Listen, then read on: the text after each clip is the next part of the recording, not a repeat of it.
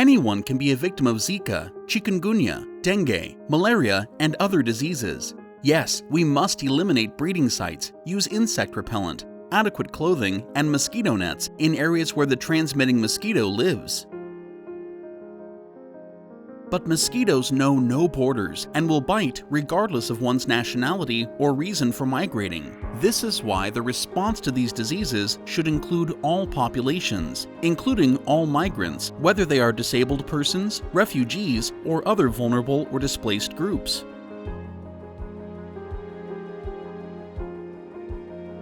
That's right. Managing health, mobility, and borders means much more than monitoring a border checkpoint between two countries. It means recognizing a series of spaces, actors, and conditions that are part of the ever-changing and complex continuum of human mobility. Migration usually occurs in large groups of people who use multiple routes, unregulated border crossings, invisible paths, and various transportation systems that can be hazardous to migrants' health. Along these complex routes, there are high-risk areas to health, like shelters, transportation centers, markets, places for social and religious gathering, hiding places, along with many other spaces that, given the overcrowded and unhygienic conditions, favor disease transmission to populations that are already vulnerable due to fatigue, poor diet, anxiety, stress, and frustration. So we know that migration itself does not pose any health risks.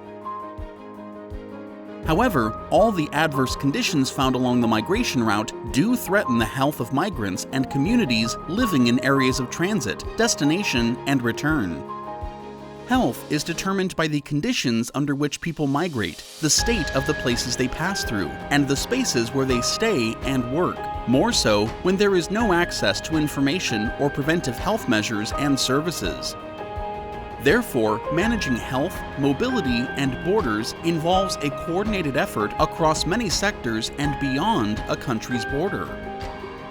An articulated response focused on areas of vulnerability is needed, allowing the development of laws and policies, better data management, strengthening of local capacities, and improvement of networking and communication between countries, institutions, and partners.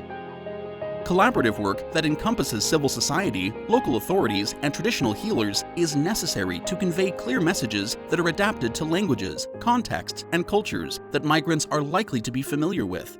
Efforts should target communities of origin, transit, destination, and return, while giving priority to those high-risk areas along the migration route. Health centers and referral hospitals must be included in all actions. Any person linked to the migration cycle must be informed, sensitized, and prepared to prevent, detect, and respond to these health threats.